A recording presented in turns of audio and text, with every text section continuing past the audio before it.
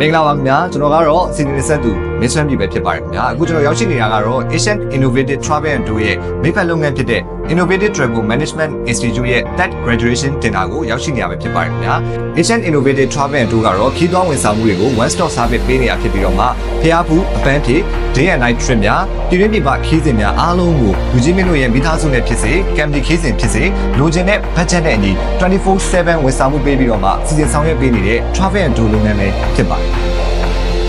ဒါပြင်ပြည်တွင်းပြည်ပ air ticket များကားလက်မှတ်များကိုလည်းဝယ်ယူရရှိနိုင်လို့မကားပဲနဲ့ customer trip များပြီးရင် visa ဝန်ဆောင်မှုများ hotel booking airport special လောက် service များကိုလည်းယုံကြည်စိတ်ချစွာနဲ့လာရောက်ပြီးတော့မှအနံ့နိုင်ပါဖြစ်ပါတယ်ခင်ဗျာနောက်တစ်ချက်ကတော့ဘယ်လိုလဲဆိုတော့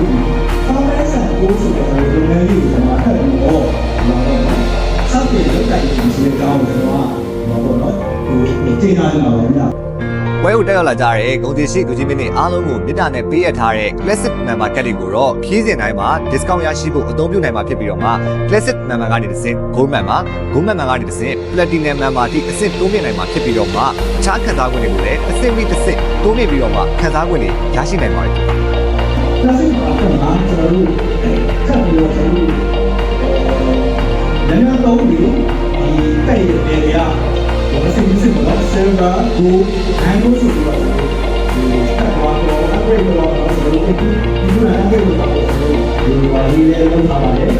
discount စီစဉ်တွေကတော့လူကြီးမင်းတို့ရဲ့မိသားစုမိတ်ဆွေ Family Trip စတဲ့ခီးစဉ်တိုင်းမှာအကျုံးဝင်တာဖြစ်တဲ့အတွက်ကြောင့်မလို့ခီးသွွားဝန်ဆောင်မှုအတွက်လိုအပ်လာတိုင်း Asian Innovative Travel လို့ကိုတတိယစဉ်းစားပေးဖို့ပြောကြားရင်းနဲ့ပဲဒီနေရာကနေမိတ်ဆက်လိုက်ရပါတယ်ခင်ဗျာဒီမင်းပါဒီပါလာရေးနဲ့ကျွန်တော်တို့ဆက်ဆံမှုရှိပြီးတော့ကျွန်တော်တို့စာတိုးနဲ့ပတ်သက်တဲ့ package ကို